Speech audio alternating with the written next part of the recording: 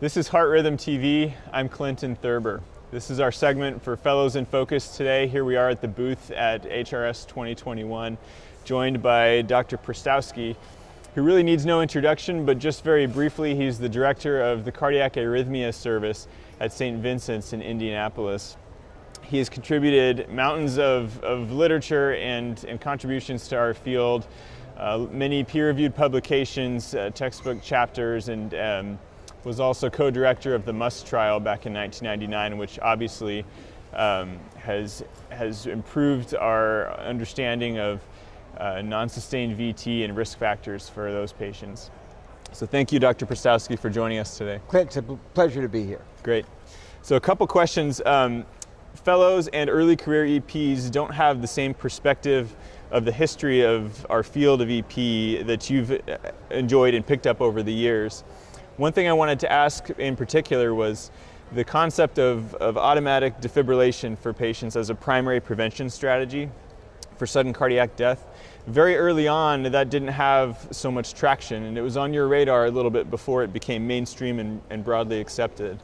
Can you talk to us a little bit about what that period was like? Yes, it was an exciting and disappointing period all at the same time because of the forces kind of against the concept. Michelle Morawski gets all the credit for developing the implantable defibrillator.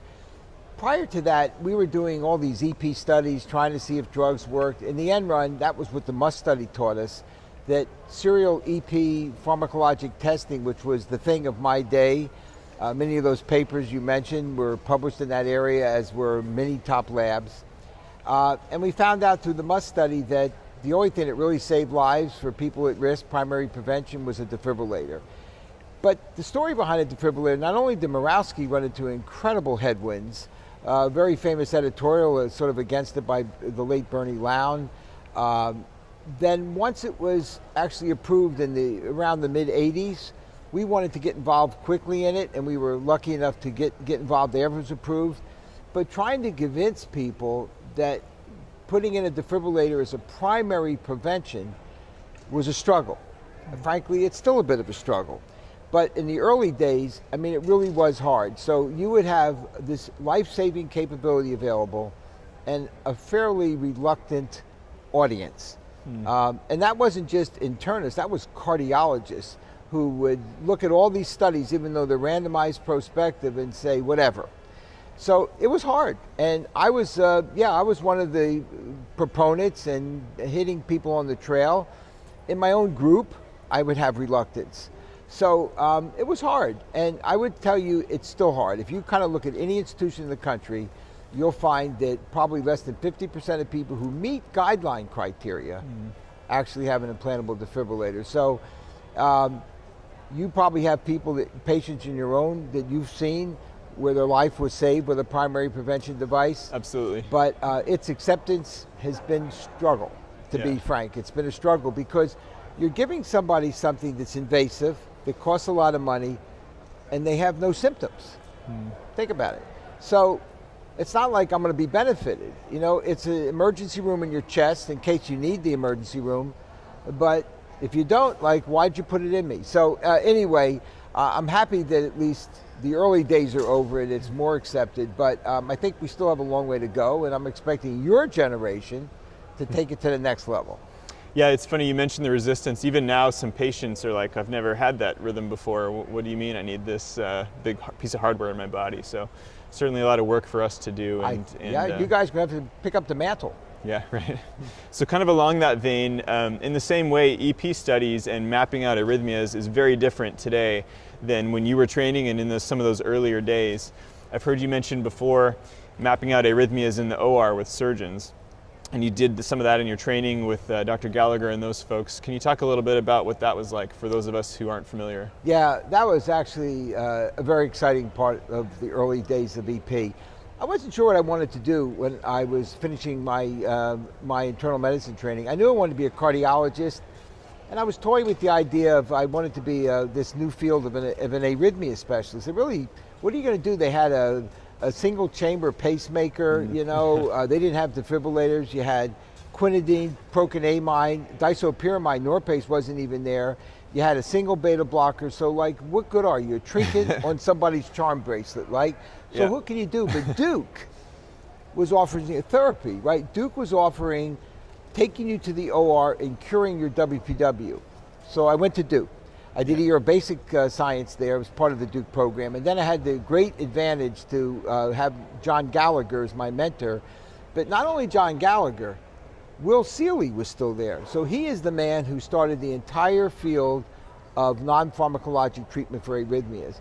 He's the first guy to ever cut an accessory pathway. And I spent a year, 2 days a week in the OR with John Gallagher and Will Seeley, in the lab also with John. And you're holding a heart in your hands and you're mapping it. And it was exciting, you know, to see pre-excitation and then it was gone.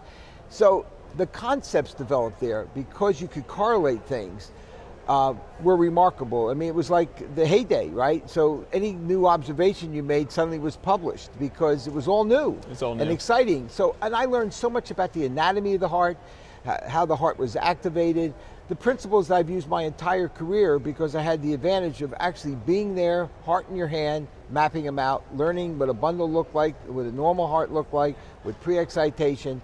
And when ablation came along, I didn't have a learning curve. I had a learning curve in the OR, because don't forget, after that was done, I still pursued the OR with cases back when I was back at Duke. And then ablation, of course, broke the whole field open. Yeah. But their ablation is based on the concepts that were learned in the operating theater. And it was a very exciting time, and I owe a ton of thanks to the late Will Seeley and also, unfortunately, the late John Gallagher. Yeah. Will Seeley was the consummate Southern gentleman. Now remember, he is the first person to ever cure someone in surgery for an arrhythmia. That's a heck of an accomplishment. It is, yeah. Who knows if he actually said this, but the story at Duke was, he came into the OR, to the surgeon's lounge afterwards, and I'm sure it's a bit apocryphal, and said, "Today, gentlemen, I cut an invisible stream of electrons," and then walked out. It's like, okay, that's like drop the mic, right? Right. And it's one of those apocryphal stories, but you know, think about it. There's nothing, it's not like doing a coronary artery, right? I mean, you're cutting, we in the lab know how to look at that, but think of the first day, you're cutting the heart and hoping you can get rid of a pathway. So it was exciting, and I was very privileged to be a part of the beginning. It's amazing to hear that. It sounds very different from what we do now. A little different, on yes. a technical aspect, yeah. And that's why, if I may say, I think people are a bit sloppy now. I know that fellows are going to be mad at me, but I've heard people talk about, you know, oh, let's try a burn here, let's try a burn here. You know, like you're mapping by burning.